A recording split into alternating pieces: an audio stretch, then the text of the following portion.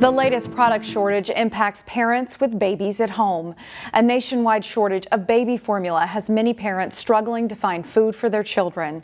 One estimate says 43% of all formula in the U.S. was out of stock during the first week of May. Reporter Sonia Goen shows us what a Maple Grove couple is doing to get food for their twins. They eat at 3, 6, 9, noon, and then repeat. The past week has been an emotional roller coaster for parents Ashley and Mark Johnson. We're definitely panicking. My entire family is panicking, trying to get these babies fed. It's just been really stressful. I wasn't really aware too much of the shortage until Ashley was really on social media. Come on. Jack and Evelyn were born on April 5th. The two little ones spent 5 days in the neonatal intensive care unit. Once the babies got home, they were put on formula because mom couldn't produce enough milk for both infants. I also have a little station where I do all the breast pumping as much as I can. The couple started panicking last week when they couldn't find baby formula for their children. It's really scary when I walk into Target and there's nothing there. Yeah, we're pretty desperate. It's kind of the fear of the unknown because the babies are always going to be increasing their intake as they keep growing. And when they do locate the baby product, there's only so much they can buy at one time. I think the limit at Costco was 2 per membership. One of these cans makes 33 bottles of 6 ounces, and we go through 16 bottles a day, so this will last me for 2 days. That's it. There aren't many options for the twins who have to be fed formula or breast milk at least for 6 months to a year. Family and friends are also scouting area stores for the liquid gold. It's insane, the generosity in people driving around, hitting up multiple stores trying to find the formula. There are several reasons for the shortage: supply chain issues, and one of the largest baby formula manufacturers in the country recalled several brands and shut down a plant in Michigan because of tainted products. Experts are recommending parents try smaller grocery stores and pharmacies.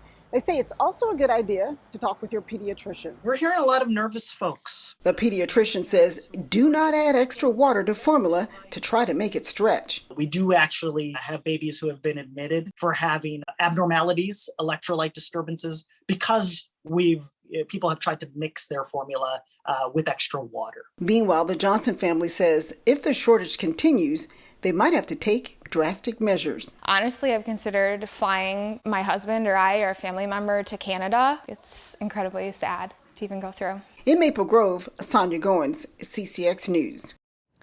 There are several resources out there to help families find formula. We've put several links on our webpage, ccxmedia.org, and you can also check your local food shelf. An ambitious new project is in the works that city leaders say would help bring new life to Brooklyn Center. It's an international food village concept that aims to make Brooklyn Center a destination for global food. The proposal would turn the vacant Target store into an international grocery store. The city approved a preliminary development agreement with a company that would purchase the Target site from the city. A concept plan would create a 110,000 square foot ethnic market. The city says it would help fulfill a demand not only in the city but in the region for ethnic and international foods. We kind of describe it as like a Midtown Global Market meets Costco, where it would provide opportunities for food from all over the world, but also really a destination in that it would provide a bulk opportunity as well. The developer is also interested in purchasing a neighboring strip mall that could be turned into housing, a health clinic, and an African brewery. The project would be a central focus of the city's so-called Opportunity Site Master Plan. To the south of the Target site, the city previously received plans from a separate developer to construct about 750 housing units.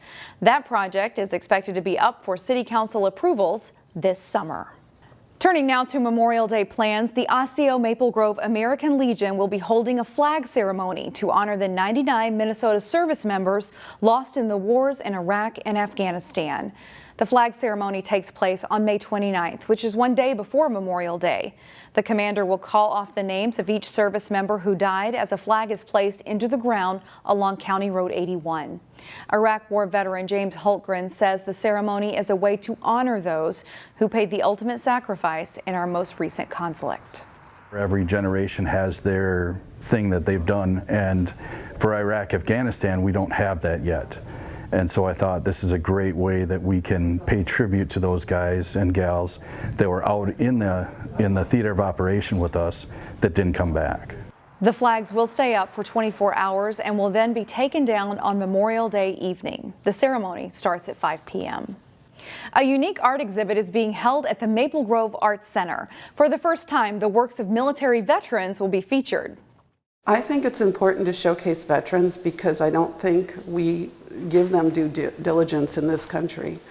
There's a lot of groups of people that don't get the recognition they deserve. I think we have a lot in Maple Grove that we need to showcase. The show is called Still Serving, and there are about 25 to 30 items in the exhibit. Several different mediums are on display, including oil and watercolor paintings and even some fashion designs. One military veteran participating says art is a form of therapy. I want people to understand that veterans are artists and extremely talented, and they can express themselves in a variety of ways. But also I think having something like a public art display like this brings awareness to veterans' issues. Osseo Maple Grove American Legion Post 172 sponsored this exhibit. The show runs through July 29th at the Maple Grove Arts Center, which is located on Fountains Drive, and that's near Costco.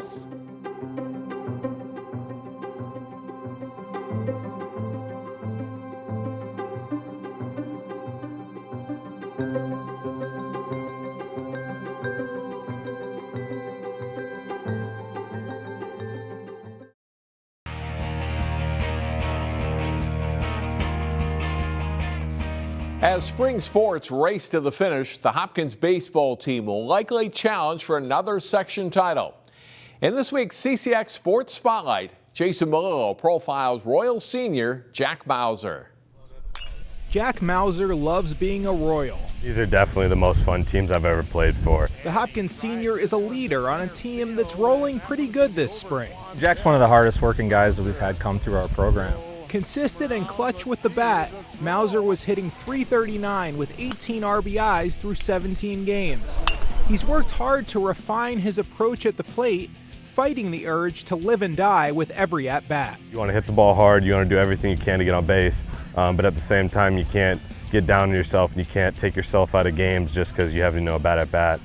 And you just got to stay present and forget about the last at-bat, no matter if it was a strikeout or a home run. He has a plan, he knows what he's trying to work on. He knows the fields he's trying to get as a hitter. So, when he gets a little bit off track, more times than not, it probably is an approach thing. A catcher and utility infielder much of last season, Mausser is mostly in the outfield this season. My game as a hitter profiles better in corner outfield spots where I can focus on hitting, not have to deal with as much, stress on my body and on my legs, and just kind of lock in on hitting. But just because he's in the grass, Mausser isn't shirking his defensive responsibilities.